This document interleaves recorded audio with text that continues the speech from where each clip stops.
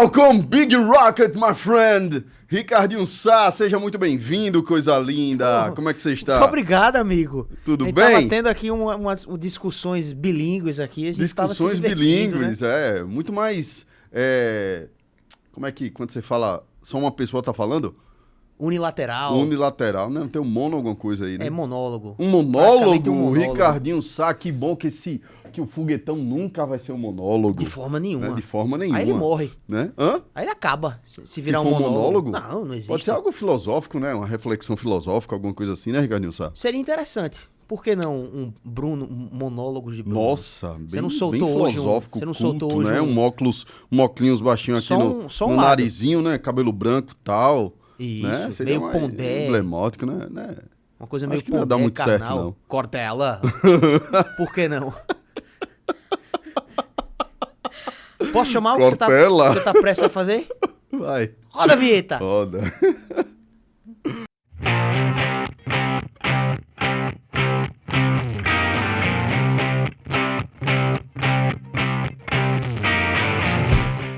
Fala, turma! Estamos de volta, sou Bruno Oliveira, estamos em mais um episódio do seu foguetão, do nosso foguetão, do foguetão de todo mundo. O foguetão é dado, né, Ricardinho? O foguetão é democrático, é de quem quiser, é de todo mundo.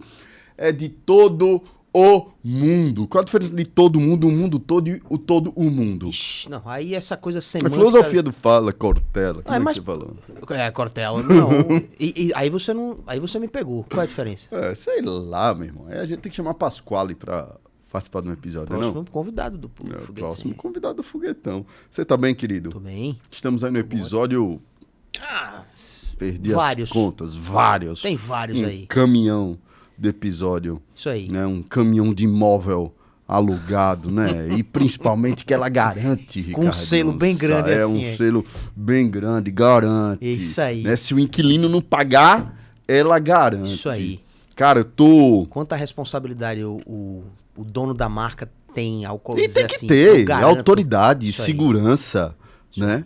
Segurança, meu amigo. Imagina só uma mulher que começou uma mulher do interior que começou a vender cosméticos, aqueles, né, de revistinha Avon, né? Avon, Natura, tinha aquele catálogozão, né? E você ia lá batendo porta e vendendo. O que eu cheirei esses catálogos não foi brincadeira não, meu irmão. É porque tinha um plásticozinho, né? Que você Cheiroso. tirava um plásticozinho e Nunca entendi cheirava. como botaram um cheiro Rapaz, ali. acredito que eu já fiz um anúncio numa revista com aquilo ali.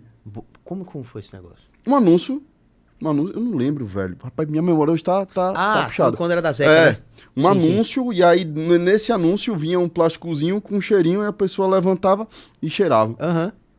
E não era uma marca de cosmético não, mas enfim, eu vou lembrar. Até o final do episódio eu lembro. Tá certo. Como eu também estou agoniado pra lembrar quem foi que me contou a história dessa moça.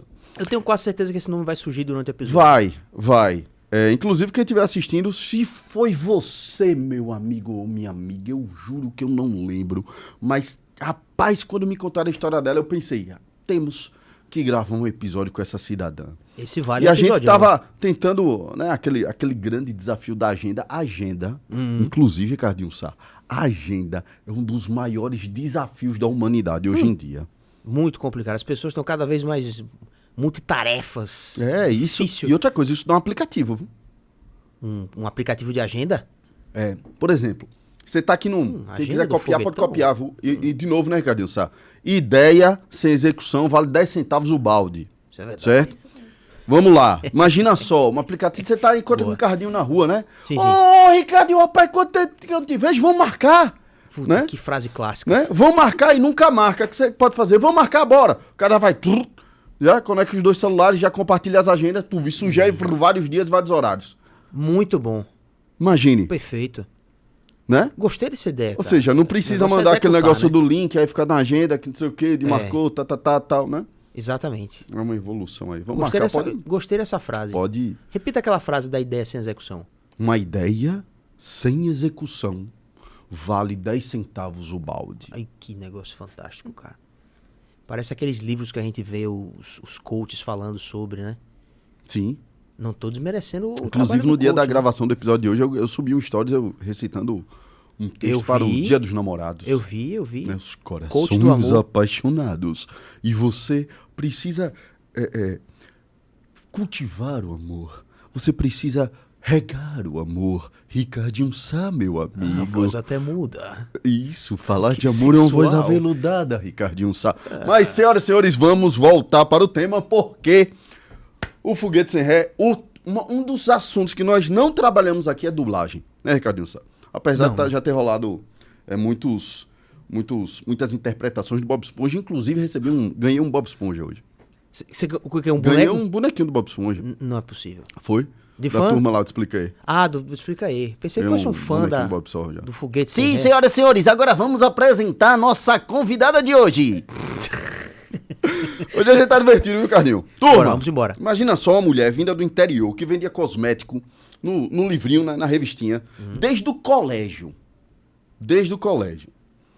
Ela perdeu a mãe muito cedo e ela foi obrigada a amadurecer na tora, certo? E ela sempre acompanhou seu pai ali no trabalho, na fazenda e tal, e desde cedo juntando dinheiro. E eu te faço uma pergunta, Ricardinho Sá. Faça uma pergunta. Você acha que é possível uma pessoa que não tem um fluxo de caixa extremamente positivo, sendo bem técnico, meu amigo, no negócio dela, se o cara não pagar, eu pago. Tem que ter fluxo de caixa, meu amigo. E é verdade. Certo? Eu ia usar... E principalmente, vamos raciocinar aqui no business dela, viu? Vamos raciocinar aqui, viu, dona X, não vou dizer ainda quem não. Mas imagina só, você aluga um imóvel por R$1.000. Você ganha uma taxa ali de 10%, 15%, né? Ou seja, a cada R$1.000, você ganha R$100, certo?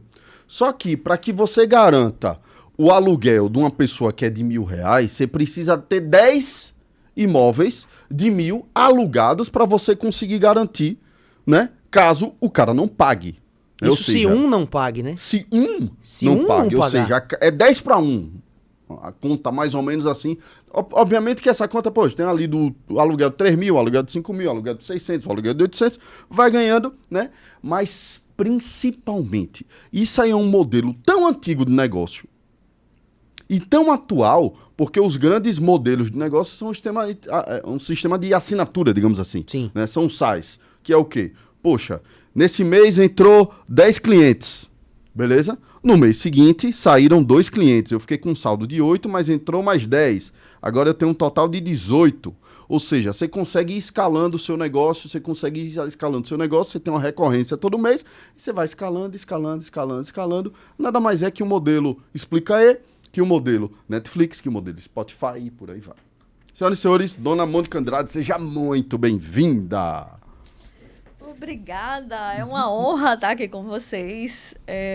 Por muitos dias eu já acompanho vocês, acho que está fazendo um trabalho muito bom de expor quem realmente sustenta o nosso país, que são os Perfeito. empreendedores. Sensacional.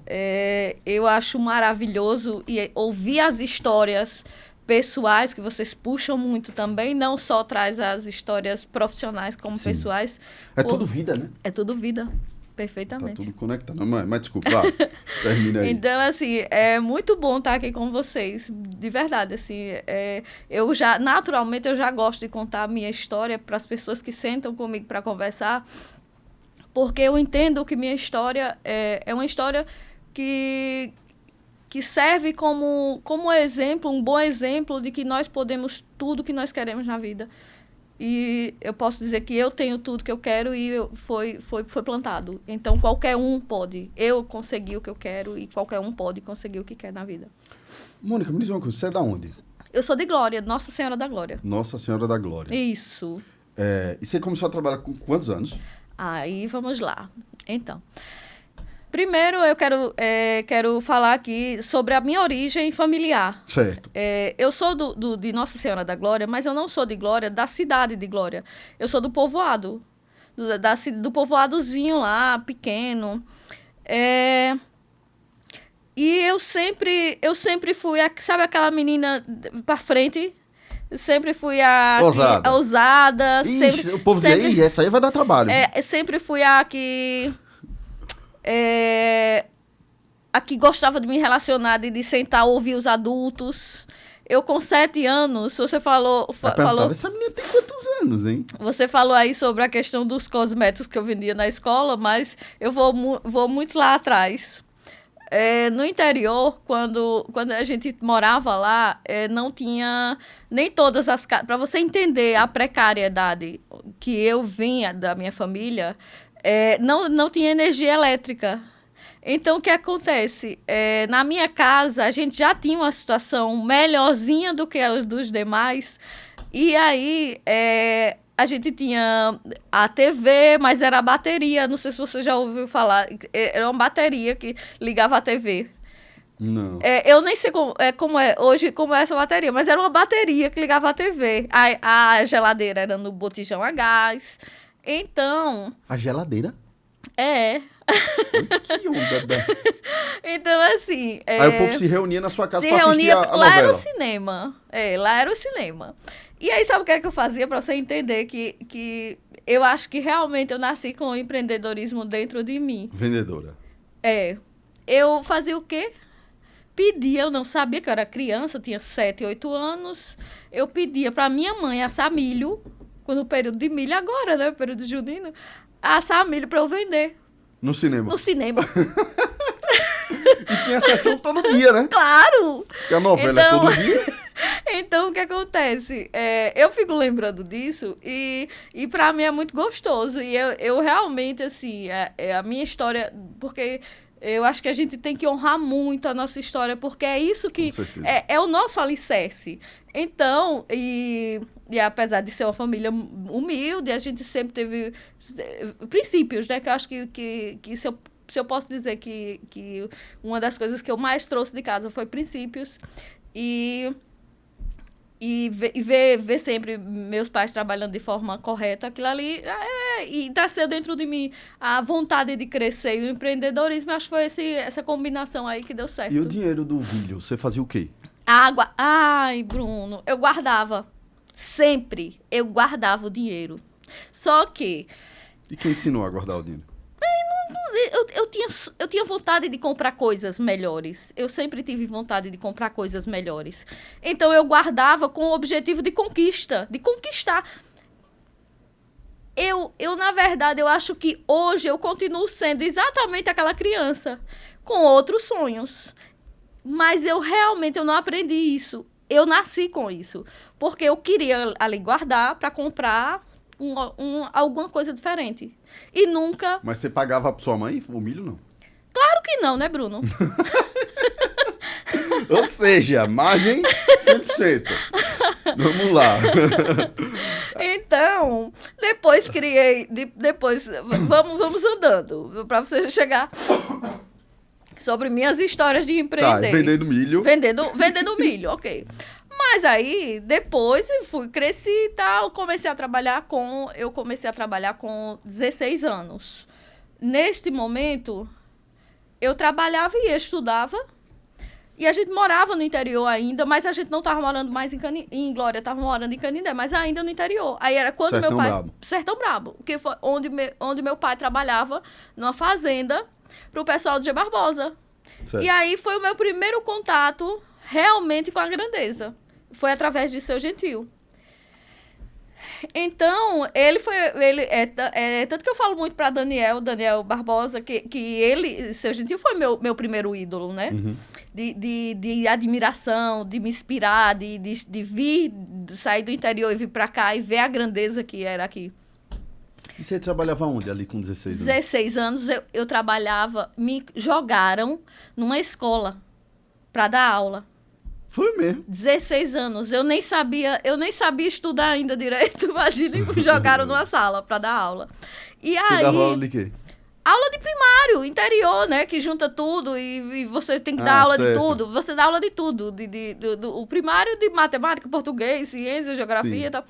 Então, eu dava aula. E juntando dinheiro. E aí sim eu comecei... Não, mas aí no caso na época de criança, aquilo é muito irrisório. Sim. Quando foi nessa fase dos 16 anos, aí eu comecei, de fato, a fazer minhas reservazinhas. Você tinha alguma metodologia para fazer essa reserva, não? Não. eu gosto muito, até hoje eu gosto muito. Hoje eu uso as notas do telefone, mas eu ainda gosto muito de papel. Então, porque eu gosto da ideia de ficar olhando para os números, para o que eu quero. Eu adoro números. Então, eu gosto da ideia de ficar olhando para os números. Mas, lá no início, quando eu comecei a trabalhar com 16 anos, eu tinha... alguns objetivos, e um dos objetivos era vir embora para Aracaju. Certo. Eu estava lá e um dos objetivos era esse. E aí eu comecei a trabalhar como professora e paralelo a isso aí foi em 98 mais ou menos. Aí o que acontece? Eu pensei, era uma fazenda grande e meu pai fazia a folha manual. Eu pensei, se eu comprar um computador, eu vou arrumar outro emprego aqui na fazenda já. Aí eu fiz o quê? Falei com o seu Gentil, se eu comprar um computador, posso fazer? O senhor me contrata para fazer a folha daqui? Aí ele, contrata. Eu disse, então compra o computador, por favor, que depois eu lhe pago. e eu realmente, eu sempre tive muito essa... Ele comprou. Ele comprou o computador. E eu comecei a fazer a folha. Mas e você eu não sabia fazer? Não. Não sabia Excel, nada? Claro que não! Não sabia! Foi um sofrimento. Você tem noção como eu sofri pra Aí aprender, foi na não? tora mesmo. Na tora. Tinha um rapaz em Canindé que ele já era... A computação, na verdade, 98 você sabe, né? 98, com um computador era raro na casa das pessoas, Sim. não era tão comum. Sim. Eu digo em geral, né? Porque Sim. o rapaz, quando chegou lá, e ele morava aqui em Aracaju. Quando ele chegou lá em casa, para configurar e me dar o mínimo de noção, ele falou assim, poxa, Mônica, que computador bom. Eu, claro, eu não entendia nada. Aí, resultado, comecei a trabalhar, aí eu trabalhava como professora na escolinha, eu fazia a folha, eu estudava A folha da fazenda. a folha da fazenda e ainda eu fazia recenseamento nesse mesmo período que eu não consigo entender como era que eu me virava para fazer tanta coisa. Eu passei num concurso de recenseamento do IBGE. Isso já com os 18. Aí já quando eu estava com o IBGE também, eu estava com 18. Mas aí era trabalhando. Aí com 18 eu fiz o quê? Falei, não tá dando essa vida tão precária sem um carro.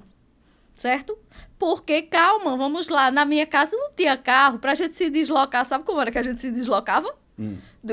Para sair do povoado, de lá da fazenda para o povoado, em trator. Inclusive, eu sei dirigir trator. Por essa eu não esperava ouvir. Nem eu. Trator. Se deslocava nos tratores. Carteira o quê, trator? Carteira nada, né? Porque a gente dirigia assim mesmo, né? Então, o que acontece? Eu falei o quê? Quero um carro, né? E quem ia comprar esse carro para mim? Seu Gentil, né? Eu, Seu Gentil, preciso conversar com o senhor. Aí ele, meu Deus, o que é? Aí eu disse, olha, é o seguinte, eu tenho 5.000, isso era, acho que era nessa época mesmo, 96, 97, não lembro precisamente. Eu tenho 5.000 e preciso que o senhor encontre para mim um Fiat Uno. Aí ele... Fiat Uno não presta. Você quer o carro para usar ou para viver na oficina? Eu falei, não, quero para usar, mas eu só tenho 5.000. Vai ser os 5.000. Encontre para mim um carro de 5.000. E aí, ele encontrou um carro, mas aí no caso, pronto, Daniel é da Contorno, né? Encontrou com o Pedro, com o filho dele, um carro, mas era de 12.000. E comprou um Corsa de 12.000. Quando ele chegou, eu falei, meu Deus, são 12.000, 7.000, eu preciso para pagar. Veja, 7.000 era muito dinheiro para mim naquela época. Aí eu sei que tudo bem, mas aí, nesta época, aí você falou sobre se eu pagava a minha mãe o milho. Nesta época, eu trabalhava e fazia, sabe o quê? Eu comprava gado e botava na fazenda de Seu Gentil. E meu pai cuidava. Então, existe uma colaboração aí também. Ninguém E aí- consegue nada sozinho, né? E aí, o que acontece? A gente saiu, veio embora, Seu Gentil mesmo, vendeu a fazenda lá, a gente veio para Dores. Quando eu vim para Dores, eu já tinha muita vontade de vir embora para cá. E vendeu gado e tal, mas eu sempre tive reservas financeiras, sempre. Desde os 16, realmente, quando eu comecei a trabalhar, eu sempre tive reserva financeira. E viemos para Dores. Quando chegou em Dores, eu pensei... eu pedi demissão na escola lá, né, em Canindé e tal. Mas aí eu cheguei em Dores e ia fazer o quê? Aí o Seu Gentil, quero trabalhar no G Barbosa. Eu já trabalhei no G Barbosa também. Só que o meu objetivo de pedir para trabalhar no G Barbosa não era porque eu queria trabalhar no G Barbosa. Eu queria mostrar para Seu Gentil que eu ia me dedicar ao G Barbosa e que no ano seguinte eu queria vir para cá. Já estava certa, no ano seguinte, eu queria passar um ano no G Barbosa lá em Dores, porque eu ainda estaria morando lá. E no ano seguinte, vir para cá, para Aracaju, e tinha a central lá na saída da cidade. Eu pensei, não, vou conseguir um empregozinho melhor lá na saída da cidade. Ele vai me colocar. E aí foi quando Seu Gentil morreu. E, na verdade, antes, vendeu o G Barbosa. Quando vendeu o G Barbosa, eu digo, já não faz sentido para mim esse emprego mais, que eu não quero isso para mim. E aí, em seguida, foi assim, uma venda e um mês depois, eu acho que ele chegou a falecer. Aí, resultado, eu fiz o quê? Entreguei o emprego. Eu disse, não interessa nesse emprego, porque para cá já não viria... No G Barbosa. No G Barbosa. Lá em Dores. Lá em Dores, eu entreguei. Certo. Entreguei e no mês seguinte eu falei para minha mãe, eu vou embora. Para mim, o que tinha que dar aqui já deu. Aí eu resolvi... Você tinha quantos anos aí? Aí tinha 20 anos, 21 anos. E esse lance de você vender os cosméticos aí? Não, foi antes, no período de escola. Ah, certo. Nessa mesma época, em que eu fazia mil coisas, eu fiz o quê? Em Canindé não tinha o boticário. Certo. Então, o boticário era uma grife para Canindé, já que não existia lá. Aí eu fazia o quê? Eu vinha muito para a Glória, porque a família minha família morava em Glória, né, ainda. A família da minha mãe e tal. Então, eu vinha para a Glória, comprava o boticário, certo? Comprava e vendia na escola para os coleguinhas. Os perfumes diferentes, porque eram perfumes diferentes, se não tinha lá. Aí eu vendia já. Inclusive, não perdia, porque eu sou excelente cobradora. Se não pagasse, eu cobrava. Descaradamente. Que massa. Sim, aí, Mônica, beleza. Velho, quero ir para Aracaju. Foi. Pronto, quero vir para Aracaju. Não é assim não, Bruno. Eu sempre fui uma pessoa de planejamento. Minha mãe, quero ir para Aracaju. Qual foi o primeiro passo? Eu não tinha um carro. Eu tinha um carro, né? Uhum. Eu vendi o carro. Peguei a rescisão do G Barbosa para saber quanto era que eu tinha, para saber qual era o período que eu podia me manter aqui em Aracaju. Porque, veja, e aí eu poderia ter vindo para cá com o carro, porque eu tinha reservas já.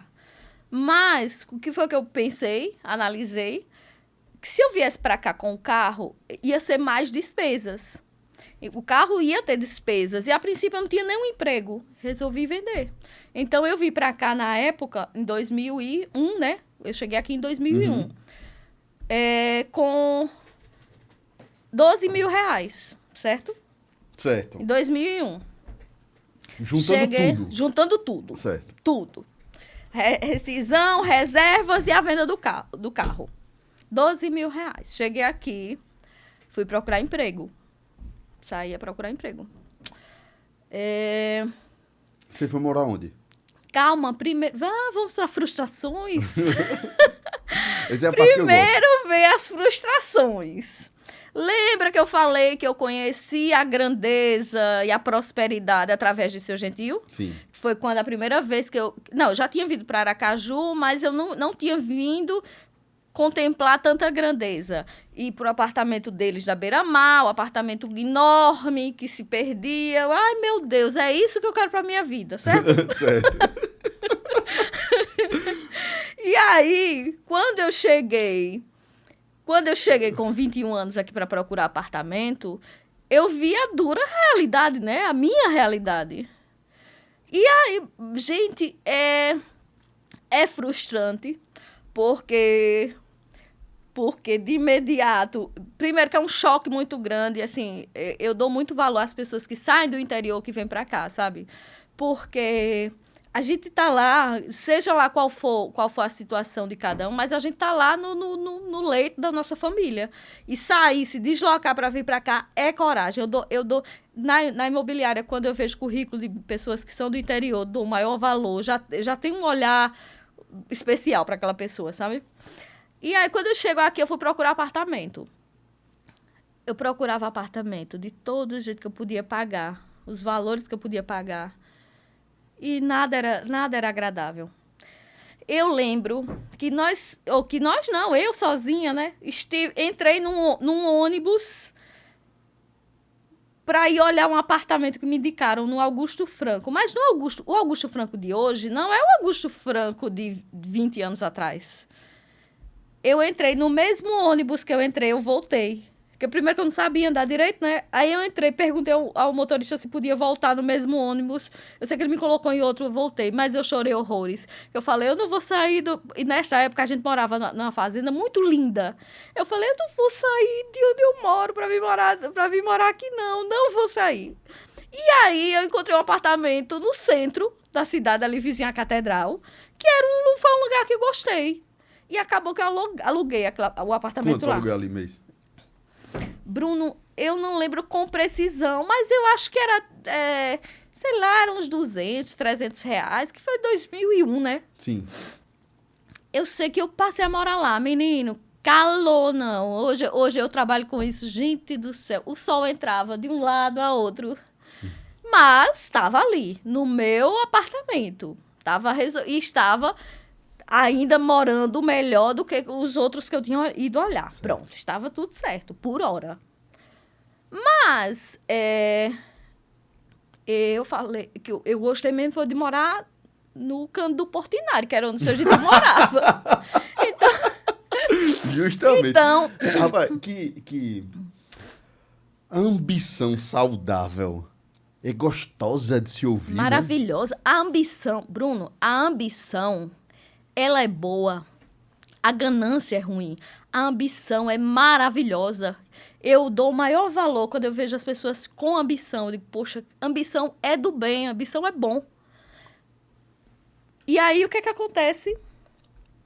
Mas eu fui para lá, certa, que eu ia para lá, mas toda vez que eu passava na beira-mar, eu dizia, meu lugar é esse. Sempre. É impressionante. Você mora onde hoje, Mônica? Na beira-mar. E aí, se você me pergunta... Pode voltar. Só queria dar E aí, você tá no centro ainda. Se você me pergunta se eu teria escolhido... Eu fui para Beira-Mar em 2018. Outro lugar, para mim, não servia. Tinha que ser necessariamente ali. Porque isso é o que dá sentido a gente. É realizar. Nós nascemos para realizar nossos sonhos. Estou no centro. Vamos voltar lá para o centro. Estou no centro. Já tenho atrás de trabalho. Já tenho onde morar, certo? Já tenho onde morar. Ok. Aí fui para o passo número 1. Procurar gente para dividir o apartamento, Bruno. Porque essa dura realidade também de quem chega do interior. Tem que procurar gente para dividir apartamento.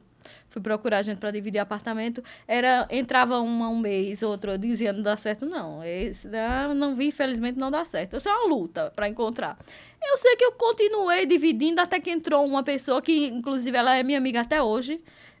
Ela entrou lá, depois que ela entrou lá, foi contínuo. Não dividimos mais, só saímos realmente quando eu casei. Foi que separamos, mas antes a gente morava junto. E até hoje nós somos amigas. Mas... eu continuei, assim, encontrei primeiro onde morar, depois fui procurar pessoas para dividir apartamento. E terceiro, e paralelo a isso, não foi terceiro, mas paralelo a isso, eu fui procurar emprego, né? E, como tudo, eu sou muito insistente para o que eu quero. Fui procurar emprego, procurei. Na época, tinha uma agência de emprego que era a Geuri, ali na Barão de Maruim. Eu ia duas vezes ao dia nessa agência. As atendentes já não aguentavam mais me ver. Acho que elas pensavam, meu Deus, vou ter que arrumar um emprego pra essa menina que eu não aguento olhar pra cara dela mais.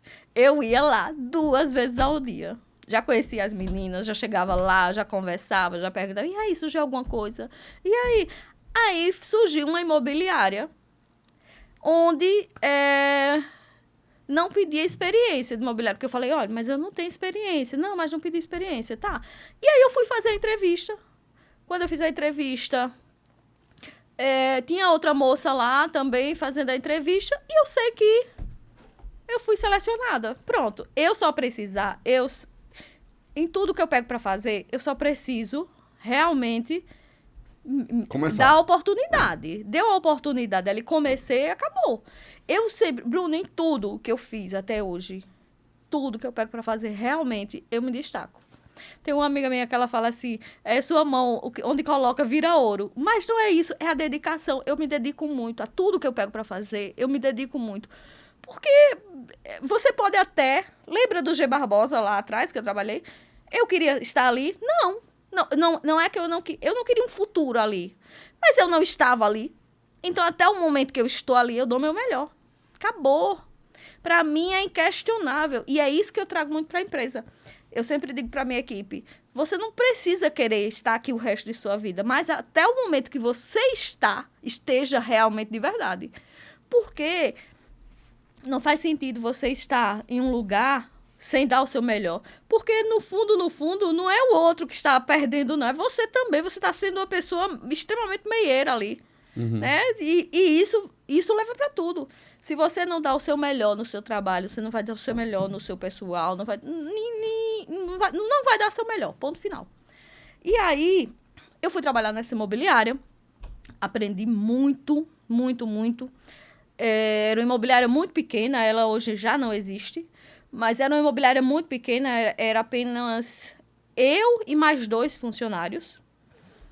E aí, eu não sei trabalhar, era muito bagunçada, desorganizada, e eu tenho um problema sério com organização.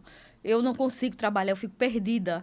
E eu ficava trabalhando até 10 horas, e não era que eles pediam, não, para isso. Era que eu realmente precisava. Para que eu conseguisse trabalhar, eu precisava organizar. E aí eu fui realmente ganhando espaço, conhecendo pessoas. Um proprietário, que era cliente lá da imobiliária, ele... Proprietário de um imóvel que estava alugado lá. De um imóvel que estava alugado lá. Ele viu em mim, e eu digo isso a ele sempre, porque hoje ele é meu cliente. Ele viu em mim o meu potencial, certo? Ele viu em mim, primeiro, eu acho até do que eu. Porque a gente sabe o que a gente quer, tal, mas hoje eu consigo enxergar meu valor e meu potencial, hoje sim. Mas lá atrás, eu com 21 anos, eu não conseguia ainda enxergar. Primeiro, por questão de maturidade mesmo, né? A maturidade nos traz uma bagagem muito boa. E ele viu em mim, ele falou assim, menina, você tem futuro. E falou para o meu chefe. E como essa pessoa era uma pessoa que uma pessoa que o meu chefe tinha uma admiração, uma relação lá, eu passei a ser vista também com outros olhos. E eu sempre trabalhei. E, por fim, entrei no mercado. Mas eu não queria continuar no mercado imobiliário. Eu comecei a fazer direito. Trabalhava na imobiliária. Certo. Paralelo a isso, quando eu estava na imobiliária, aconteceu a trágica dor que eu tenho até hoje e terei para o resto da vida, que é a perda da minha mãe, que isso aí foi em 2003. E, a partir daí, aí minha vida virou eu nem sei o quê, viu? Porque até então, a responsabilidade que eu tinha era só comigo. Eu só tinha responsabilidade comigo. E a partir de 2003, com a perda da minha mãe, eu passei a ser... Eu não sou a filha mais velha, mas eu passei a ser a filha referência para tudo. Até porque eu tenho 2 irmãos mais novos que eu. E a minha irmã tinha 13 anos quando minha mãe faleceu. E aí ficou ainda ela morava no interior, né, com eles ainda, tal, mas acabou que isso veio uma carga muito grande. Então, a paralelo à minha luta por crescer profissionalmente, eu também tive que saber administrar isso e não sei lhe dizer se eu soube administrar. Você virou a chefe da família. Eu virei a chefe da família. E eu tive que tomar conta dos irmãos. Eu acho que... Não, para ser muito justo, minha irmã mais nova realmente sempre foi a pessoa que eu estive muito mais com ela. Os demais, não. Até porque tinham 2 mais velhos do que eu, que já tinha família e tal. São 5 filhos, é? Somos em 5. Então, os 2 mais velhos já tinham família. Já era casado, já tinha filhos. Os 2 mais novos, não. E aí, a minha irmã, 1 ano depois... Que é a mais nova. Que é a mais nova, eu trouxe ela pra cá. Então, mas eu não sei, mas assim, eu criei atropelada, porque eu realmente eu não sei muito essa parte aí. Eu não sei muito essa parte aí, é ótimo. A parte eu não sei muito essa parte aí de criar gente, meu amigo. Eu não sei muito bem, não. O que Deus me deu. E outra, você tá ligado que ela tava meio travadinha pra dizer, né, Ricardinho? Agora já descobrimos. Eloy, você é muito sincero, esse negócio de criar gente não é comigo, não. Aí eu deixei a quem? Realmente, eu não sei. Eu acho que hoje eu já tenho... Mas rolou. Rolou, né? Eu trouxe pra cá e tal. Todo mundo tá bem, todo mundo tá feliz. Feliz. Pronto, isso que importa. Então... Seu pai? Meu pai hoje mora em Canidé. Casou, né? De novo. Mora em Canidé. E tá ótimo, assim, sabe? Ele saiu, aposentou na fazenda do pessoal de Barbosa e tal. O pessoal sempre teve muito respeito e muita consideração a ele, que ele sempre foi realmente um fiel escudeiro. Fiel escudeiro, foi. Sim, sempre. Mônica, aí beleza. Aí você criou esse vínculo aí com esse cliente, ele viu seu potencial, você ali 20 e pouquinhos anos. 22, mais ou menos, Tá. que eu vim pra cá com 21. Mas o que é que ele fez, assim, pra te impulsionar? Ele só disse isso, nada. Não, ele só disse isso. Ele reconheceu. Ele reconheceu o meu potencial. Mônica, você é danada, viu? Invista Ele aí. disse... Não, ele só disse... Ele disse... menina, você é boa, viu? Isso foi por ligação. Ele falou, menina, você é boa, viu? Parabéns. Aí, obrigada. Você... Vou tirar meu cresce. Não, que nada, não. Eu não gostava do segmento. Não. Eu achei que eu era boa porque eu poderia fazer outras coisas mesmo. Uhum. Mas o meu chefe foi que ele também me elogiou para o meu chefe na época, e meu chefe começou a ter um olhar diferente para mim, porque esse cliente ele é muito crítico. Até hoje, ele é um cara inteligente, eu adoro ele, mas ele é muito crítico. Então, se esse cliente achou que eu era boa, o meu chefe pensou, pô, tô com uma joia. Tô com uma joia aí.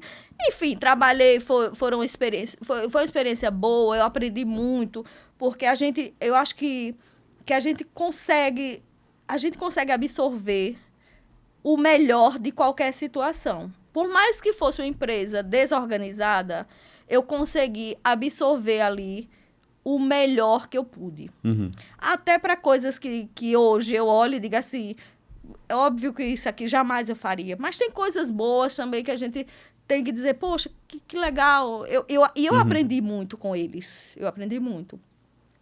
Inclusive, a não fazer determinadas coisas, certo? Mas eu comecei, quando eu estava lá, eu não queria, não. Eu estava ali realmente para uma temporada. Mas precisava de um emprego para me manter, né? Para morar aqui em Aracaju, para pagar a faculdade. Você não era corretora, não vendia. Não, mais a parte eu era administrativa. secretária administrativa ali. Eu era faz-tudo. Eu não era administrativo. Eu era um faz-tudo, certo? Uhum. Até porque eu falei, era pequenininho lá, um espaço pequeno. Eram 3 funcionários, eu e mais 2 funcionários. Então, era muito pequeno. Uhum. E aí, o que acontece? Uns 3 anos trabalhando lá, eu disse, não, eu vim para cá para crescer. Eu preciso ver alguma profissão que eu realmente vá me identificar. E depois de muito questionamento, tal, análise, conselhos, sugestões, tal, me encontrei com o direito. Aí eu pensei, vou fazer direito, certo. E quero advogar. Eu não quero nem concurso, eu quero advogar realmente. E comecei a fazer direito. E aí foi quando eu despertei para o mercado imobiliário. Que até então eu achava horrível. Aquilo ali, veja, aquilo ali era, para mim, era o todo do mercado imobiliário. Eu não tinha referência de outra imobiliária. Uhum. Eu só tinha referência daquela imobiliária. E não estava numa situação financeira boa. E não, os corretores me pediam dinheiro emprestado. Eu digo, esse segmento é horrível, Deus me livre. Então, assim, eu realmente, para mim, era fora de cogitação aquilo ali. Quando eu estou na faculdade, no 4º período, um colega de faculdade, que ele, na época, era deputado estadual, ele chegou para mim e falou, Mônica, você não pensa em abrir imobiliária, não? Aí eu falei, Deus me livre, é horrível. Eu falei, olha, é um segmento que não dá retorno financeiro. Os corretores vivem quebrados. Eu não tenho nenhum interesse. Ele falou assim, Mônica, certeza? Porque, olha, o mercado imobiliário tá bom, viu? Isso foi em 2007. Vixe! Foi. Certo. Foi. Bombando. Foi. O mercado imobiliário tava voando. Aí ele falou voando. aquilo e eu... Bom, se realmente é isso, eu vou fazer uma análise. E aí eu fiz o quê? Mais ou menos no período, Ricardinho, desculpa, Mônica, mas mais ou menos no período que lançou o Parqueville, por exemplo. Perfeito. Parqueville foi ali 2006, 2007. Olha, meu irmão. Ixi, Perfeito. voando. Mas para mim era uma coisa que eu desconhecia, né? Até então. E aí esse meu colega de faculdade, ele disse... Aí eu fiz o quê? Lembra o cliente que despertou o meu potencial? Ele tinha uma imobiliária que vendia exclusivamente CELI, ali em frente ao Shopping Rio Mar, que hoje é a Averte. Certo. Pronto, a imobiliária era ali. Aí eu liguei para ele para realmente saber se era verdade, se o mercado imobiliário era bom mesmo. Aí ele falou assim... Mônica, o mercado imobiliário é excelente e não tenho dúvidas que se você partir para ele, você vai se dar bem. Aí eu falei, interessante. E aí... Olha. Gostei dessa ideia. E aí eu realmente me empenhei em ver qual era o procedimento de curso para se tornar um corretor e fui buscar. Só que esse colega meu da faculdade, ele tinha me chamado para ser sócia. E primeiro que eu não tinha o financeiro para montar uma imobiliária. Eu tinha para fazer o que eu fiz na época, que foi pedir demissão e ser corretora autônoma. Então, ele tinha me chamado para ser sócio numa imobiliária. E meu pai, ele é uma pessoa zero ambição financeira. Meu pai nunca conquistou, financeiramente falando, nenhuma grandeza. Mas eu tenho meu pai como uma referência de uma pessoa extremamente inteligente, sabe? Uhum. E aí eu liguei na época para ele. E dei o nome da pessoa porque ele conhecia. Ele falou assim, minha filha, você não tem juízo não, você fazer sociedade com fulano? Aí eu falei, Meu pai, o que é que eu tenho a perder? Hoje eu sou funcionário, porque na época eu era funcionário. Hoje eu sou funcionário e eu recebi uma proposta de montar uma imobiliária com ele. Olha, se você quiser me ouvir bem, mas eu estou lhe dizendo que eu não acho certo. Aí, na dúvida, eu pensei, não vou jogar fora, não, esse conselho. Vou fazer o curso de corretagem, porque pela falta de ambição do meu pai, também seria, não largue seu emprego fixo, certo? Certo. Se eu fosse ouvir realmente ao pé da letra, é onde eu digo que tudo a gente consegue absorver coisas boas. Se eu tivesse ouvido ao pé da letra o meu pai, seria, continue com seu emprego fixo, recebendo seu saláriozinho, e não faça isso. Eu fiz o quê? Largou o Pedi emprego. demissão, larguei o emprego. Seguiu metade do conselho. ali. Metade do conselho. Tá não, ótimo. Ricardinho, 50% É. do conselho? Realmente, nesse caso... Tem que ter um pouco de loucura ali. É verdade. Aí eu parti pra... Eu não quis a sociedade, pedi demissão e onde eu falo que a reserva financeira, Bruno, faz uma diferença absurda na vida de qualquer pessoa. Se eu não tivesse a reserva financeira, eu não teria a segurança de largar um emprego. Quando eu larguei o emprego, Pela sua reserva financeira, você conseguiria... mais de um ano, eu fazia faculdade. Eu tinha reserva financeira para 1 ano e meio, mais ou menos. Eu pensei, poxa, 1 ano e meio, não é possível que eu não consiga fazer uma venda de um imóvel. Entendeu? E aí, eu resolvi. Encerrei, pedi demissão, tá? E fui estagiar nesta imobiliária desse meu mentor. E aí, pronto, comecei a estagiar, 2007. Estagiar, conhecer o mercado, era muito restrito, poucas mulheres ainda. Sim. Nessa época tinha muito poucas mulheres no segmento imobiliário. Hoje não, hoje realmente já está bem legal. Mas eu era nova ainda, né? Eu não conhecia lá grandes pessoas do interior e tal, só conhecia. Mas eu tinha o quê? Eu tinha a UNIT, né? Pensei, já que eu tenho a UNIT, eu vou usar a UNIT. E aí, começou, eu fiz o curso de corretagem, concluí o curso, estagiava na época, lá na DIM, e a partir daí, eu comecei quando eu concluí o curso, eu comecei a trabalhar efetivamente. Ah, meu amigo, eu trabalhava realmente, efetivamente. Eu fazia faculdade, né? Eu fazia direito.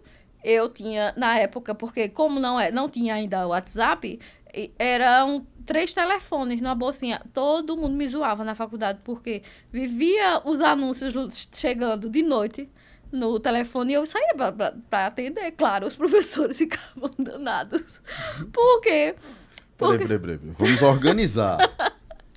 Você tinha 3 celulares na bolsa? 3 telefones celulares. Eu tinha uma bolsinha de celular. Eu tinha uma bolsinha com 3 celulares. Você anunciava onde na época?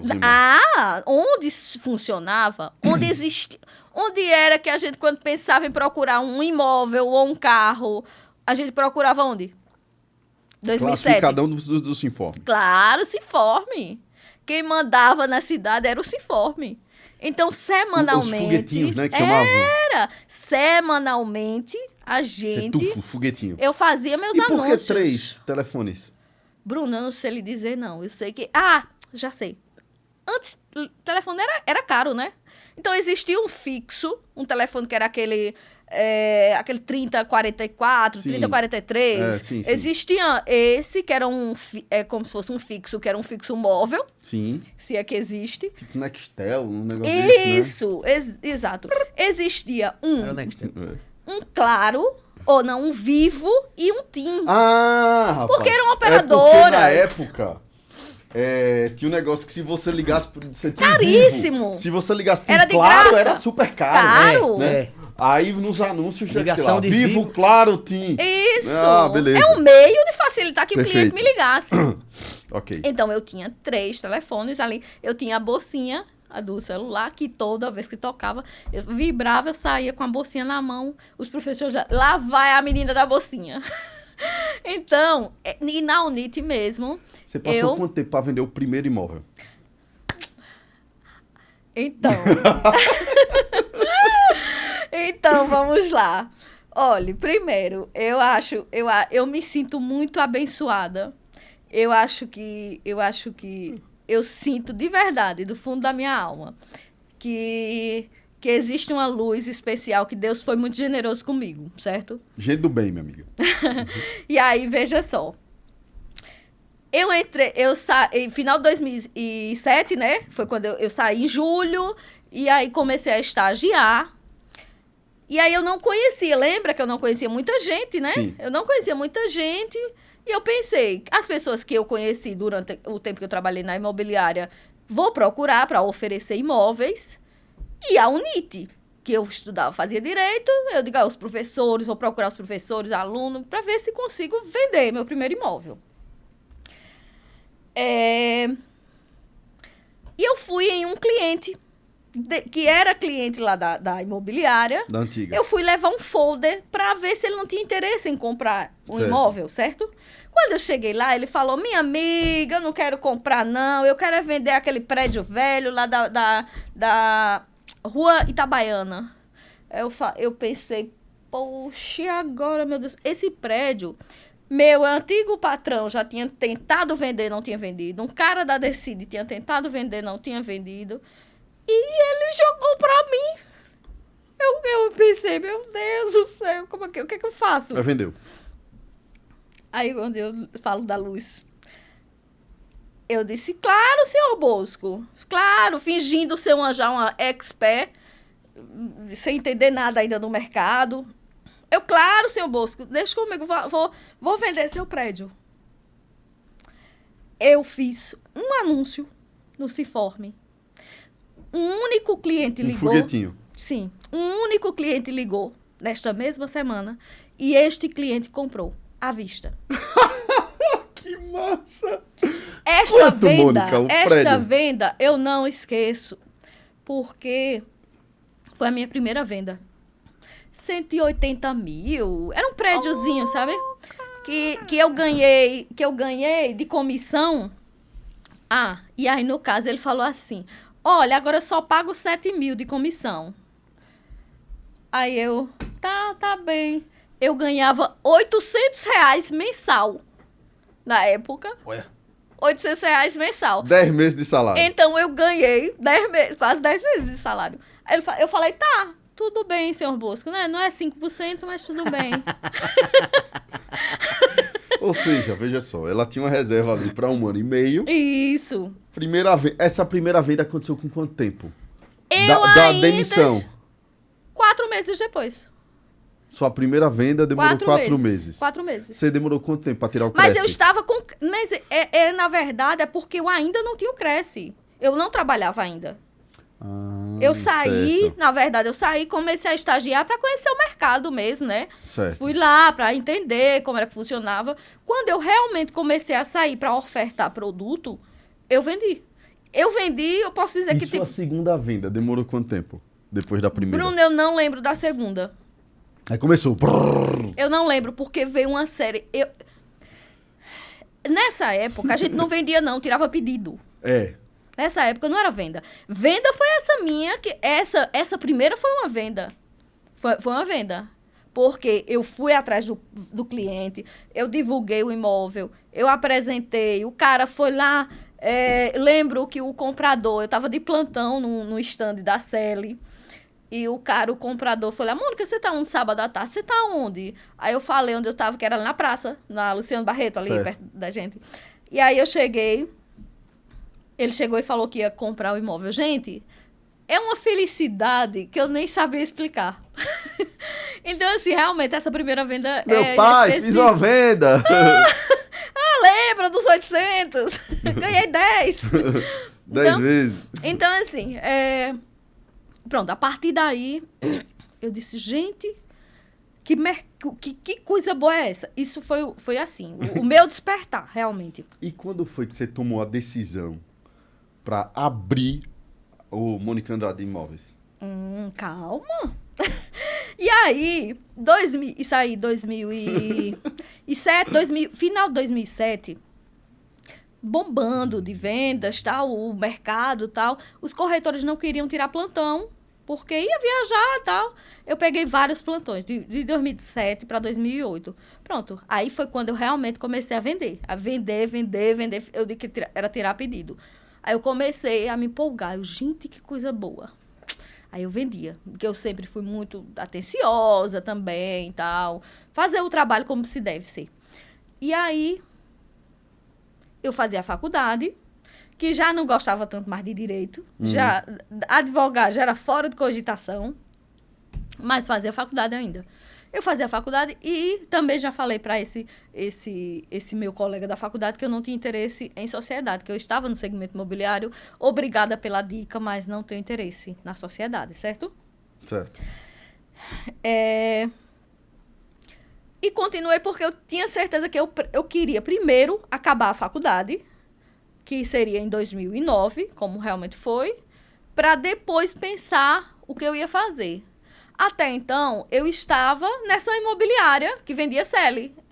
Eu tenho uma ligação muito boa com os produtos da Sely, até hoje, porque realmente foi um produto que eu vendi muito na planta, que valia muito a pena vender imóvel na planta. Existia né, não era nem valorização, era uma supervalorização do imóvel na planta. E aí eu percebi isso, né? Eu percebi que as pessoas estavam comprando os imóveis na planta para revender. E o que foi que eu fiz? Eu falei, gente, eu não vou ficar fora disso, não. E aí eu fiz o quê? Lançou um imóvel da Sely na Alameda. Você comprou? Claro que eu comprei. Eu disse, não, vou ficar fora dessa, não. Eu vou comprar. Não, Bruno, deixa eu voltar um pouquinho aqui. Quando eu comecei também no mercado, surgiu uma oportunidade que era assim, eu digo que eu era muito mais corajosa do que o que eu sou hoje. Eu acho que é porque hoje eu tenho muito a perder e na época eu não tinha o que perder. Quer dizer, tinha, mas eu achava que eu podia conquistar mais, né? É a ousadia. Eu acho que hoje eu sou mais acomodada. Uhum. Quando eu comecei corretagem, teve um rapaz, um peruano, que estava em conflito com uma corretora que tinha vendido para ele esse imóvel e não estava conseguindo repassar, vender a chave, que era o que ganhava dinheiro e tal. Ela não estava conseguindo. E eu entrei na sala como uma forma de amenizar, porque estava em tom de voz alto e tal. Então, eu entrei para tentar conversar, amenizar. E aí, ela disse assim, Mônica, vamos vender esse imóvel? Eu falei, vamos sim. Era um Terra Brasilis, lá na Alameda. Foi o primeiro empreendimento da Sely. Não tinha sido entregue ainda, estava para ser entregue. Na Alameda? Na Alameda. Foi o primeiro empreendimento da Sely. E aí foi feita a entrega e esse cara estava desesperado porque ele queria vender, porque ele queria ir embora. Eu falei, quanto é que esse cara quer nessa chave? Aí ela falou, ele está querendo receber apenas o que pagou. Eu falei, me interessa. Fui para casa pensar. E falei assim, rapaz, eu vou comprar aquela chave. Mas aí existia um porém. O empreendimento... Ele já tinha quitado a poupança? Não. Apartamento... Ia ser entregue, ele estava naquele dilema do financiamento, Isso, poupança e tal, exato. Porque quando ainda estava... Quando os imóveis estavam numa fase ainda, que faltava um ano para ser entregue, é mais confortável para a gente vender a chave, que a gente chama de venda de chave. Uhum. Porque tem um ano ainda por frente para chegar ao financiamento, o saldo devedor grosso. Só que já estava para ser entregue no mês seguinte, esse empreendimento. O cara estava doido. Então, o cara estava doido. Só que, veja, como é que eu invento de pegar tirar a loucura dele? Veja que autoconfiança. Tirar a loucura dele do financiamento e puxar para mim. Eu pensei assim... Mas você sabia que você ia conseguir vender pela valorização da entrega da chave? Isso, fui na fé. Você chegou a financiar esse? Não. Vendeu Eu cheguei. Mas, Bruno, eu tinha muito pouco dinheiro, Bruno. Isso foi no início da minha profissão. Você deu quase um all-in, assim, no pouco. Olha, eu tinha 29 mil na poupança. E a chave, acho que era 23. Ou seja, eu ia desembolsar os 23, já era o saldo a financiar. Ou seja, se eu não tivesse, e eu não tinha renda para comprovar para financiar, eu ia perder meu valor se eu não conseguisse girar, né? Aí Faltava falei, quanto tempo pra... um mês para Certo. Você tinha um mês pra vender o imóvel. Um mês para vender o imóvel. Só que rodava a coisa, eu tava vendo a coisa acontecer, realmente. Foi uma ousadia, mas de olho no mercado, que o mercado fala muito. Sim. Quando a gente está muito dentro de um mercado, a gente tem a sensibilidade. Aí eu fiz o quê? Eu disse, vou comprar esse imóvel. Porque eu sabia que eu ia conseguir ganhar dinheiro com a venda da chave. Aí eu fiz isso. Eu comprei, paguei os 23 mil a ele, fiquei com a reserva só de 6 e resolvi o problema dele e disse, agora eu vou vender. E aí comecei a anunciar o imóvel. Só que por a minha necessidade, eu tinha necessidade da venda o quanto antes. Por a minha necessidade, eu resolvi botar o preço um pouquinho abaixo do que já o mercado estava pedindo desses empreendimentos lá. Rapidinho, foram 15 dias. Doutor Francisco, juiz de Itabaiana, trabalhista daqui agora, comprou. Quanto, Mônica? 148 mil. Você comprou por 23 e vendeu por 148. Não, calma, porque ele assumiu todo, né? Certo. Eu ganhei, na verdade, 27 mil. Você Em 15 comprou por dias. 23? Eu comprei por 23, vendi por 50 no final. A chave, entendeu? Entendeu? Isso que eu tava perguntando. Eu comprei por 23. Que vendedora Aí eu tirei. raiz, meu amigo. Aí eu Diga, vá. Aí eu falei. Você tudo Isso dobrou. em 15 dias. Seu investimento em 15 Em 15 dias. Aí eu falei, agora já tô com 56. Fantástico. Aí a minha reserva já tinha pulado de 29 para 56, certo? Pensei, agora eu já posso dar entrada num apartamento quando lançar. Quando lançou, foi o da frente, que foi o Alameda Verdejar. Lançou lá. Primeiro, eu vendi 14 unidades, só eu vendi 14 unidades. Tá. Lá no empreendimento, e eu comprei uma unidade. Só que aí eu comprei, inicialmente era para morar, porque eu não tinha apartamento. Mas você vendeu já você autônoma ou pela DIM? Não, tudo pela DIM. Certo. Eu só saí Recebeu da ali DIM... 2%.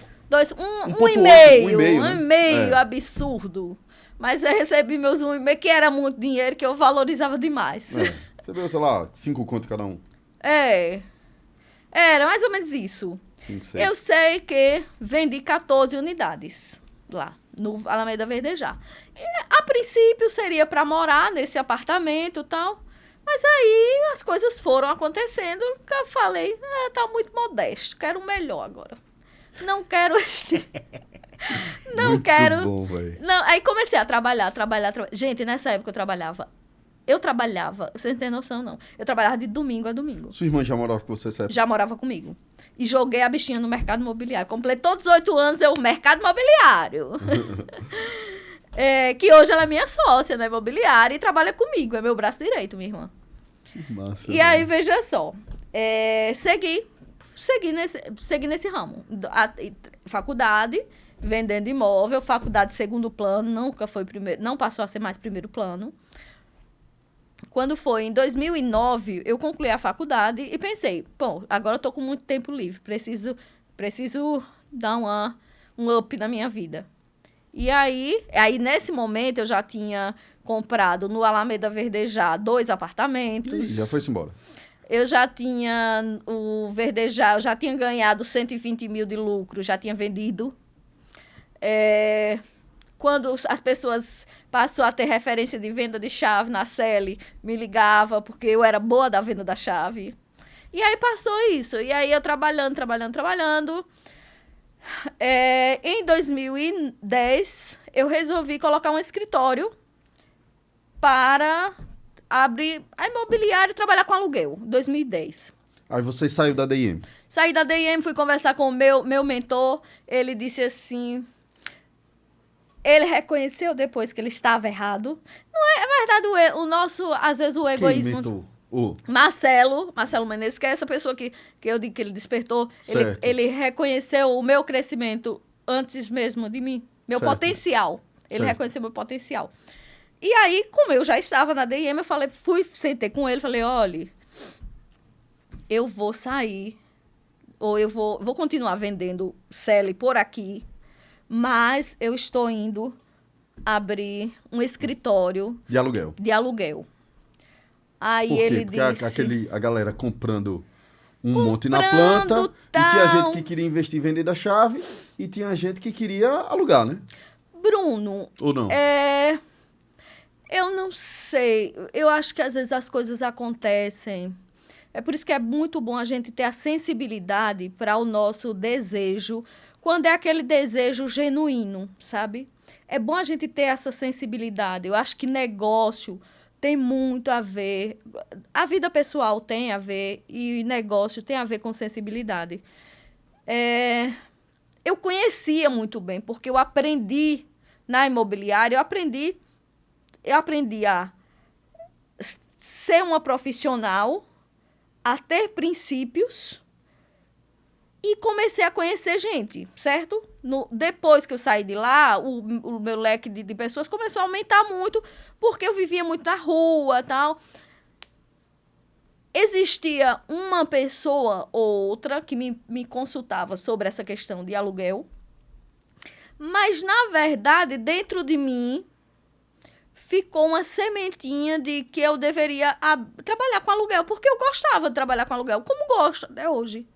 Então, eu acho que foi esse desejo que eu tinha dentro de mim que fez com que... Não foi necessariamente a busca das pessoas, na época, que era muito pouco. Que aí, quando eu cheguei para falar para Marcelo, que eu ia abrir o escritório, trabalhar, ele falou assim, mas me diga uma coisa, você já tem alguém que vai passar alguma carteira para você? Aí eu falei, tenho não, vou começar com um contrato 01, se tiver algum aí para me dar, pode ir passando aí. Ele falou assim, mas mano, que loucura. Ele falou, que loucura. Aqui você não tem responsabilidade nenhuma, você trabalha, você vende super bem. Eu falei, não, eu sei, mas eu vou fazer isso. Não adianta, isso eu vou fazer. Que eu também sou muito decidida. Eu digo que eu sou uma pessoa extremamente influenciável se for algo irrelevante. Se for, vamos ficar aqui até meia-noite. Vamos ficar aqui até meia-noite. Isso pra mim vai mudar o quê na minha vida? Não vai mudar nada, né? Vamos comer um pastel de carne? Vamos comer, então tranquilo. Agora, coisas realmente relevantes, eu sou muito decidida. Pronto, ok, saí da D&M e abri o meu escritório. Uma sala nos fundos do Banco do Brasil, da Francisco Porto. Sabe a Francisco Porto? Não tem uma galeria bem colada, tem a padaria de um lado, o Banco do Brasil e uma galeria. Ali foi a nossa sala, nossa primeira sala. Sala 6 da Galeria Silmar. Ficamos, eu achava, a gratidão faz a gente prosperar, viu? A gratidão que vem de dentro da gente, não a falada, que vem de dentro da gente, faz a gente prosperar. Bruno, todos os dias, eu saía da sala, uns móveizinhos simples de seu buquim marceneiro. Eu olhava e dizia, meu Deus, que coisa mais linda, meu Deus, que sala linda. Então, eu sempre sou muito feliz e muito satisfeita com o que eu estou no momento. Isso não quer dizer que eu não almeje mais. Mas, em regra, quando eu estou com algo, eu estou muito realizada naquele momento. E ali nós ficamos 3 anos na Galeria Silmar, depois viemos para Péricles Muniz, que aí já teve um crescimento, foi impressionante. A mudança da sala para Péricles Muniz, ali tinha Mr. Pizza na esquina, certo. Pronto, ali, a terceira casa ali na Péricles, naquela rua ali. Quando nós mudamos da sala para Péricles, nós tivemos um crescimento muito bom. Na carteira de imóveis para alugar. De cliente, de carteira de imóveis, parece... É a energia que gira tudo, mas né? é também a visibilidade da marca, né? Tal. Mas até então não. Mas até então a gente ainda... Foi muito boca a boca. Nós crescemos muito no boca a boca. Nós íamos fazer mídia em 2021.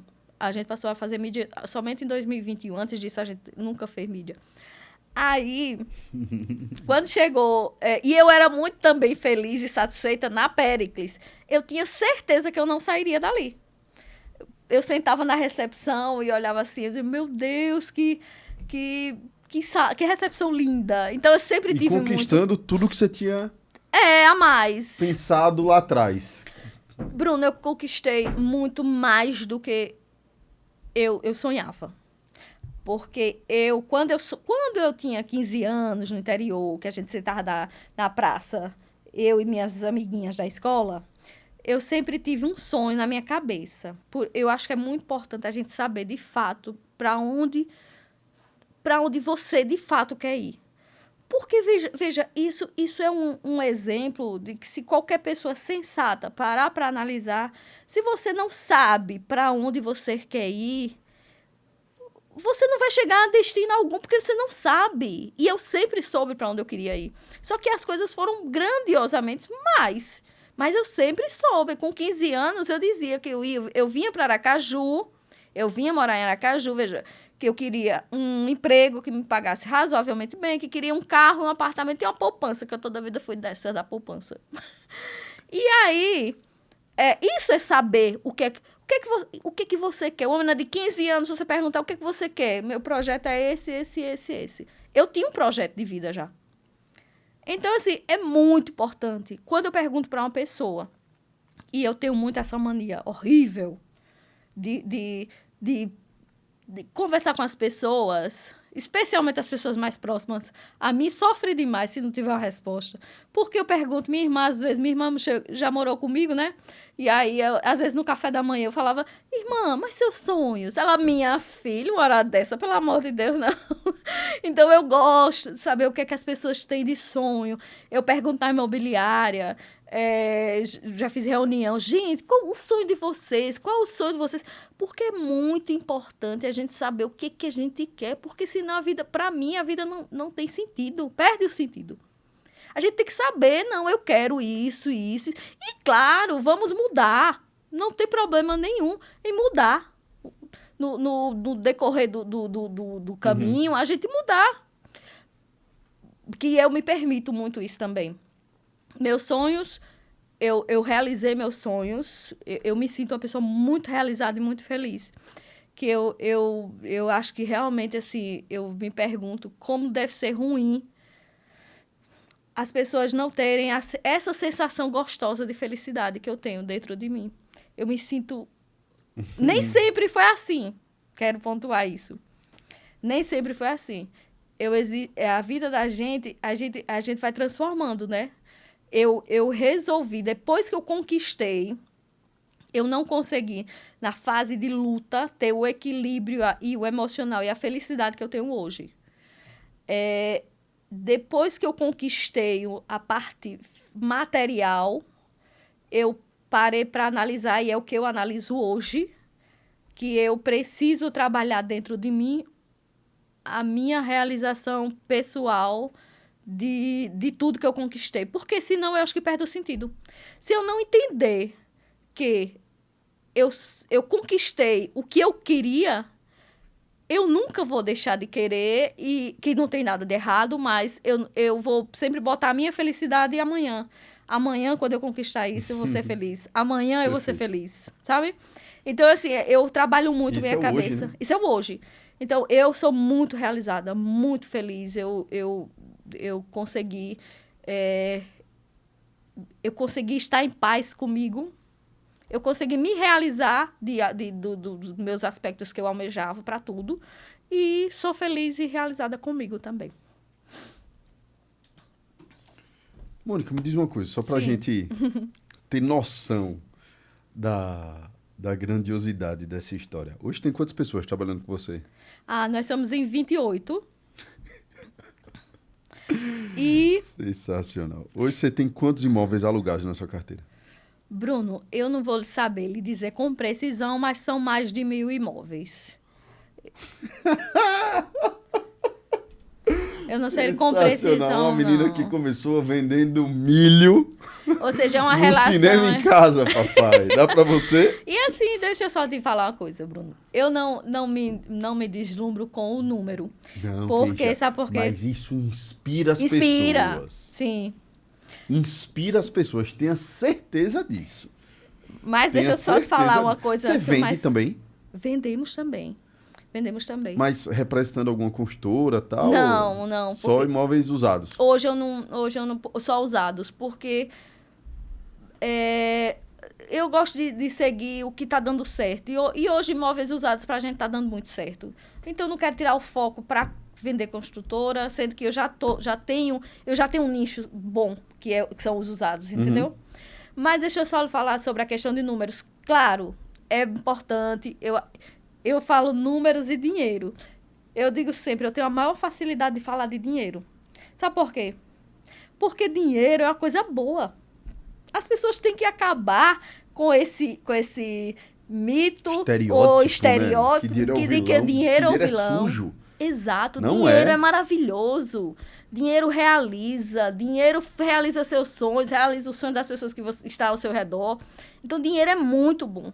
Eu não tenho problema algum de falar de dinheiro. Mas, eu vou te falar, quando eu falo de números, que aí vou te dar um passo aqui para você ver que eu me preocupo tanto com o meu nome e com minhas responsabilidades, que quando nós mudamos, eu parei na Péricles, né? Certo, que eu estava perfeito, feliz, beleza. satisfeita, que ali já era maravilhoso, que a recepção era muito legal. E aí, um ex meu, que as pessoas entram na vida da gente também com bons propósitos, né? Isso que a gente consegue pegar coisas boas, filtrar sempre o bom. A gente estava trabalhando naquela casa ali, que hoje é da Jorge Amado, para locação. A gente estava trabalhando naquele imóvel para locação. Porque eu não tinha pretensão nenhuma de mudança. Para mim, a sede na Péricles Muniz estava maravilhoso. Eu não tinha nenhum objetivo de mudança. E aí ele despertou. Não, ele me perguntou qual era o valor da casa para venda. Eu falei o valor, ele falou tudo isso. Eu falei, porque aqui essa avenida hoje é uma das melhores avenidas daqui de Aracaju. Ele falou, e por que você não muda para cá? Eu falei, você tá louco, é? Eu falei, Deus me livre. Eu tinha acabado de reformar o Emanuel, que é o apartamento que eu moro, né? Eu falei, Deus me livre. Pegar outra reforma. Eu falei, de jeito nenhum. Eu falei, só se Deus descer para falar comigo, viu? Aí ele disse assim, Deus mandou o recado por mim. Aí eu disse, de forma alguma. Mas fiquei pensando. Fiquei pensando, passei uma semana pensando. Botou a pulga. Foi, passei uma semana. Uma semana após, eu falei pra minha irmã, que como eu moro ali perto, eu falei, me dê a chave aí da casa da Jorge Amado, que eu vou dar uma olhadinha. A minha irmã me conhece e falou assim, acho que a gente vai mudar. Aí eu falei, não, só quero dar uma olhada. Vamos lá dar uma olhada? Aí eu cheguei lá pra olhar a casa toda destruída, precisando de uma reforma absurda. Aí eu peguei, deixei a chave, devolvi a chave e vou continuar pensando. Aí analisei uma proposta para o proprietário. Eu falei assim, se esse proprietário aceitar essas condições, é porque é para mudar. O proprietário vai e aceita. Aí eu disse, tá, então tudo bem. Pronto, aí eu já tinha comprado a ideia. Da parte daquele momento que eu peguei a chave, eu já tinha comprado a ideia. A mudança para Jorge Amado realmente foi o divisor de águas. Porque antes, na Péricles, as pessoas que eram já os nossos clientes nos conheciam. E as placas na rua também faziam com que as pessoas soubessem quem era a imobiliária. Mas a partir do momento que a gente foi para Jorge Amado, as pessoas começaram a linkar a gente como imobiliária grande, de igual para igual com as grandes daqui. E ainda sob a liderança de uma mulher, com o nome de uma mulher. E aí, o que acontece? essa campanha Mônica Garante, ela já... Pronto, vamos lá. Mudamos para Jorge Amado. Quando chegamos na Jorge Amado, foi impressionante. Assim como nós tivemos um grande crescimento quando saímos da sala para a Péricles, quando nós saímos da Péricles para Jorge Amado, parecia uma coisa impressionante como tinha clientes lá, visita de cliente querendo levar imóvel. E aquilo ali passou a me assustar. Porque eu me preocupo demais com a qualidade do nosso serviço. Para mim, se for... Dinheiro não é maravilhoso? Pronto, adoro dinheiro. Mas se para mim for o dinheiro e o serviço ruim, para mim esse dinheiro não me serve. Não me serve. Eu quero ganhar meu dinheiro porque ele vem. Eu digo que ele vem. Naturalmente ele vai vir. Se você plantar direitinho, ele vem. Então, para mim, quando começou aquele volume grande de imóvel, de cliente e tal, eu falei, peraí, eu preciso arrumar alguma estratégia aí pra gente começar a filtrar um pouco. Repare, veja, parece absurdo e mentira o que eu tô falando. Mas eu já queria filtrar pra gente não estar fazendo um serviço ruim. Uhum. Aí eu já tinha essa ideia da questão da exclusividade, porque aluguel a gente só trabalhava com exclusividade, mas vendas a gente pegava sem exclusividade. Aí eu disse, pronto, a partir de agora a gente só vai pegar imóvel com exclusividade, que é só deixar conosco. Porque isso filtra muito. Só fica realmente com a imobiliária se a pessoa confia no nosso serviço de fato. Se quiser colocar em 10 imobiliárias, não tem problema, pode colocar nos outros. Com a gente, não. Só vai ficar realmente se for a escolha, entende? Uhum. E aí, pronto. Para vendas, o filtro foi esse, exclusividade. Só que existia aluguel ainda. Olha, um imóvel que é R$500, um que é 50, a única diferença dele é o público dele. Certo. E o risco que eu assumo. Porque no de 50, eu vou assumir um imóvel de R$500. Eu estou ganhando R$50, estou assumindo um risco só de 500. O IPTU é mais barato, que você começou aí falando sobre a questão do aluguel. A garantia não inclui só aluguel. A garantia inclui o condomínio, o IPTU, a água, a energia, a estrutura do imóvel quando sair, se deixar deteriorado, eu vou mandar reformar o imóvel, entregar conforme recebemos. Certo. E aí, o de 50 mil, a única coisa de diferente é o risco. Se passar 2, 3 meses sem pagar, é 150 mil, né? Enquanto um aqui é 1.500. Mas o trabalho, eu vou precisar deslocar o funcionário para fazer inspeção no início, fazer fotos, placa, tudo.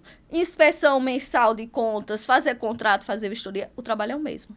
Então, eu comecei a analisar que esse produto de R$500 estava se tornando inviável para a gente. Mas é muito delicado.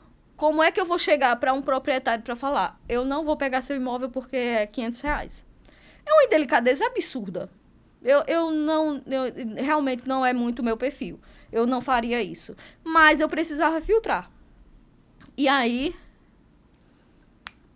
eu estava conversando com um cliente, meu cliente, amigo, um cara muito bom, um cara que está num momento também espetacular de vida, que leva, inclusive, meu sobrenome, que é Milton Andrade. Certo. Inclusive, lhe orienta a convidar ele. Ali tem bagagem. Sim. Estava conversando com ele por telefone e querendo uma sugestão do que eu faria para filtrar esse gargalo que eu estava no momento. E aí eu conversei, eu falei assim, eu preciso ver alguma coisa para fazer que eu não seja desagradável, nem deselegante com o cliente, nem ofenda ninguém. E na hora me surgiu a ideia. Eu falei, já sei, primo, que a gente se chama de primo. Eu já sei, primo. Eu vou criar uma taxa mínima. Aí eu criei a taxa mínima. Inclusive, recente, eu vi que o quinto andar tem taxa mínima. Eu fiquei tão feliz de eu ter tido aquela ideia. E ver que eles certamente deve ter sido muito antes de mim, que eu tenho... Essa taxa mínima tem 2, 3 anos, eu acho que a gente criou. E aí, o que foi que eu fiz? Nós passamos a filtrar o imóvel lá Com a taxa mínima. com a taxa mínima. Por quê? Mas deixa eu só falar uma coisa mais linda da vida que eu acho. Quando nós começamos a aplicar, o que é a taxa mínima? A taxa mínima lá é R$100. Se o imóvel é R$500, 700, 800, 900, a taxa mínima lá de administração mensal é R$100, certo? Então, eu imaginei que o cliente ia chegar lá, porque o imóvel de 700, se você deixa lá, 700 seria R$70, mas ele vai ter que descontar R$100, porque é a taxa mínima. Certo. Eu imaginei que o cliente não fosse deixar, certo? A galera começou a deixar. Porque existem outras imobiliárias que recebem com 10%. Os clientes deixam, aí as meninas explicam. Tem lá no contrato, em negrito, que eu faço questão de deixar em negrito para ver. E aí os clientes falam assim, não, vou deixar, a Mônica garante. É maravilhoso, sabe? Isso é maravilhoso, Mônica, assim. a gente tá chegando no finalzinho do nosso episódio. Eu queria te fazer uma pergunta, assim. Dentro dessa história tão inspiradora, qual foi o momento mais difícil? Aquele momento que você pensa assim e diz, putz, tive um grande aprendizado agora.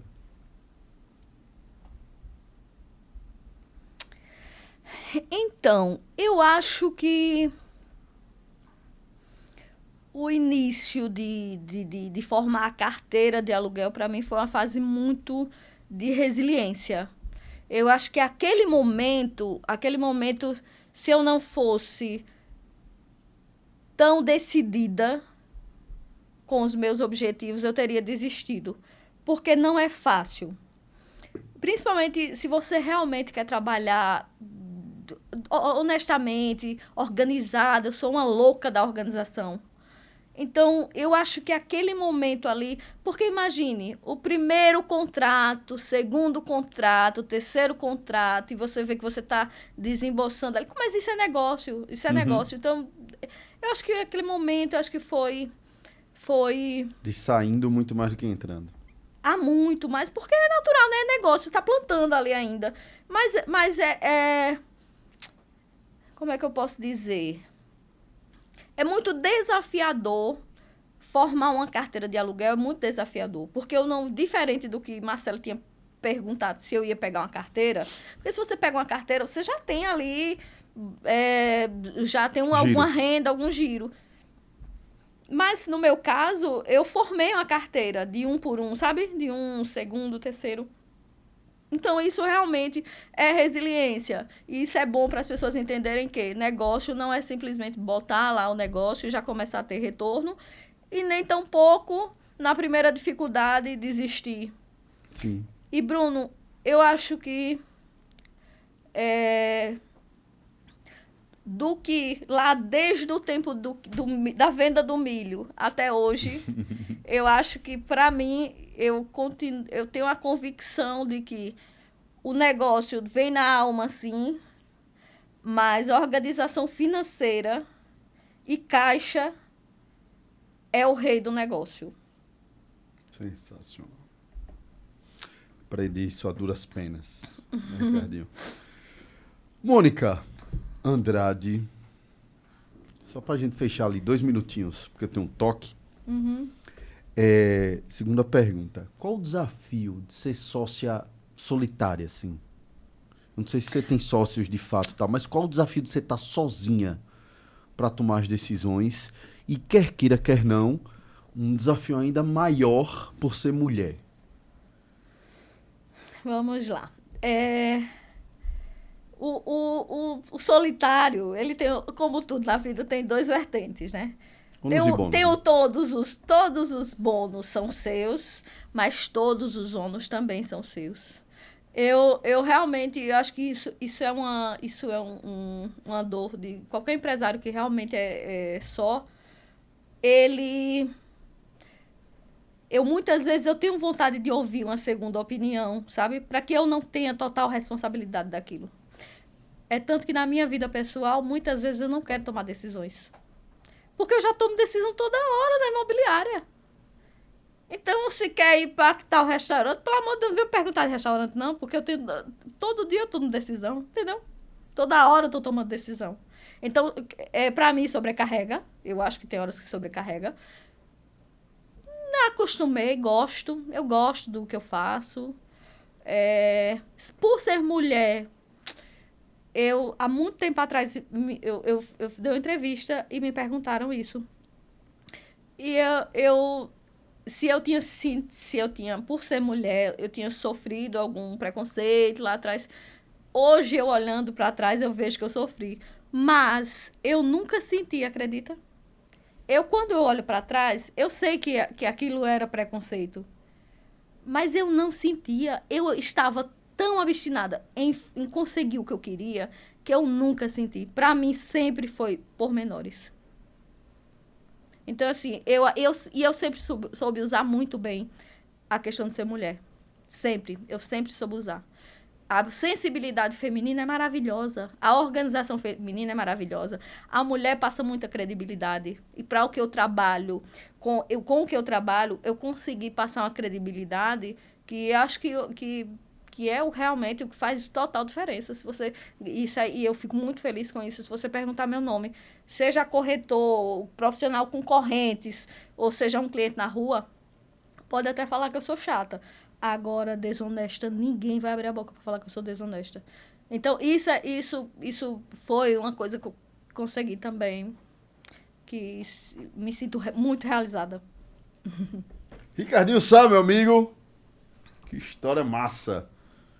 Nível alto, né? De novo. Mais um degrau acima no mais foguetão. Um degrauzinho. E mais uma colada de selo de episodião, né? Dona Mônica, mais uma vez, muito obrigado. Achei fantástico. Eu fico muito, muito feliz num episódio que eu falo pouco. Né? Porque atingimos o nosso objetivo, né? Quem tem que falar é o convidado, a convidada. Exatamente. Né? Obrigado demais. Tô feliz assim porque eu, de fato, atingi o objetivo que eu queria com esse episódio, mandando o recado que eu queria trazer com esse episódio, principalmente lance de organização, de processo, de visão a longo prazo, de persistência e principalmente de organização financeira, assim, de caixa. O caixa é o rei, né? Você terminou o episódio falando sobre isso. E principalmente no mercado que muda tanto, né? Sim, Ele sim. tem tantos altos e baixos, né? Isso, sim. Que é o seu mercado, né? Aí é que caixa tem que ser rei mesmo. Total. Tem que ser rei mesmo. Total. Minha amiga, obrigado, viu? Eu obrigado que agradeço. Demais. Adorei. E parabéns por esse trabalho que vocês estão fazendo. Eu acho que isso é muito importante. Vocês trazem histórias de pessoas reais, de pessoas acessíveis, para que as pessoas vejam que todo mundo é capaz, tudo é possível, que o céu é o limite se você quer, se é isso que você quer alcançar. Obrigado. Ricardinho Sá, meu irmão. Mais um, pai. Mais um, bicho. Show. Mais um. Não vamos mais contar qual é, porque senão a gente perde as contas. Eu né? já me embolei. Eu também já me embolei. Já perdi. Vamos deixar Episódio Blau. Valeu, turma. Sou Bruno Oliveira. Estamos toda terça-feira e quinta-feira durante esse período lançando um novo episódio aqui no Foguete Sem Ré. Muito obrigado pela sua audiência. Não esquece de no like, do compartilhamento. Como é? No like. Metralhada. Metralhada no like, senhoras e senhores. Valeu, obrigado. Fui.